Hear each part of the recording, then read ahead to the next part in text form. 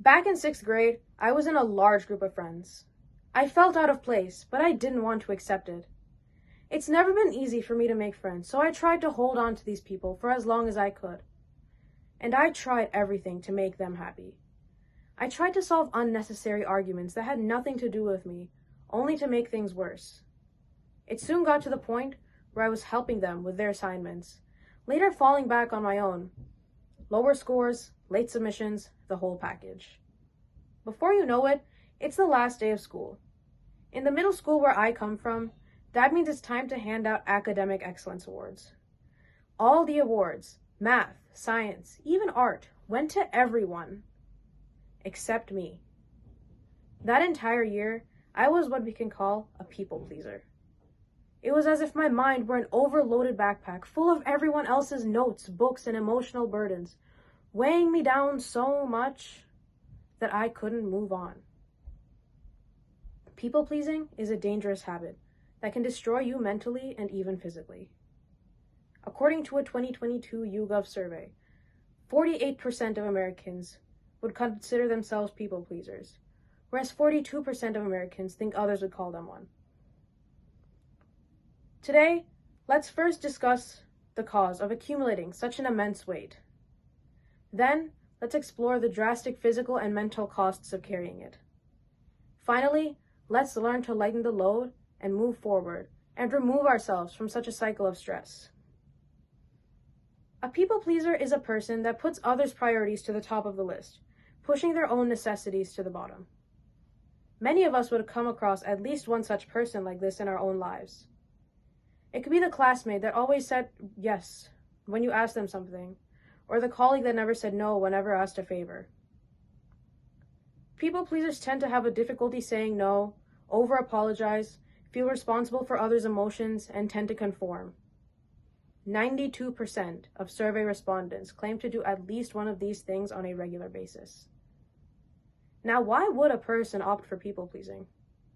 This behavior is mainly driven by fear. This fear can be categorized into two kinds: the fear of failure and the fear of rejection. The fear of failure plants this one root thought into a person's head. If I don't do everything to make this person happy, they will stop caring for me. The fear of rejection plants a similar yet different root thought. If I don't do everything to make this person happy, they will punish me. These fears can take many different forms, such as the desire for social approval, lack of self-confidence, and peer pressure. 32% of survey respondents say that peer pressure was the reason they became this way.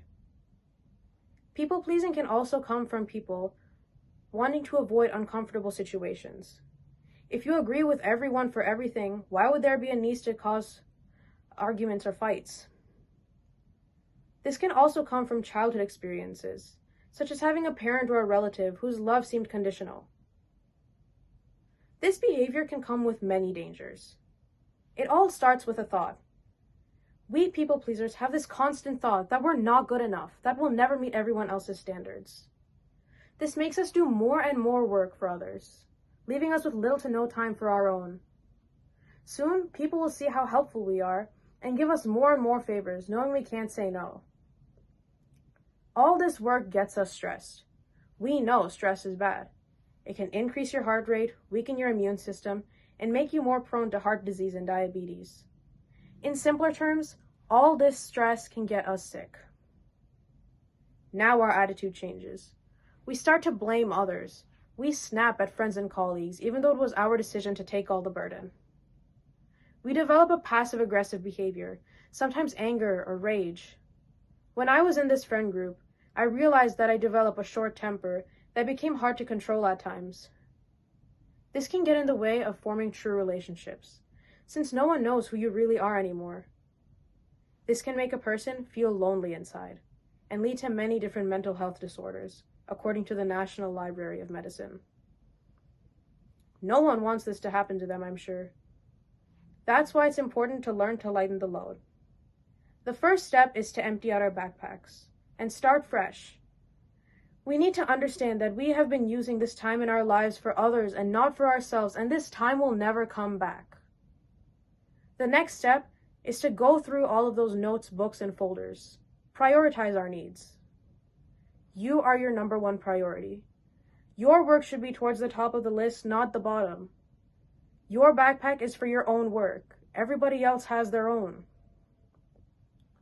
Finally, and most importantly, maintain this cleanliness by respecting your own thoughts, beliefs, opinions, and feelings.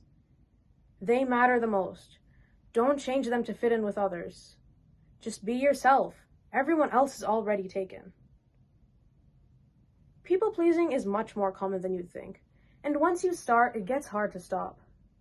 I learned to set my priorities straight and found other people to hang out with. I became the 6th grader with 0 excellence awards to the 8th grader with 4. In fact, I stopped being a follower and received another award for my excellence in leadership. Focusing on others makes life harder than it already is. 48% of our fellow respondents would agree. According to Grace Lichtenstein, an author, work for a cause, not for applause. Live life to express, not to impress. Don't make your presence noticed, just make your absence felt. Thank you.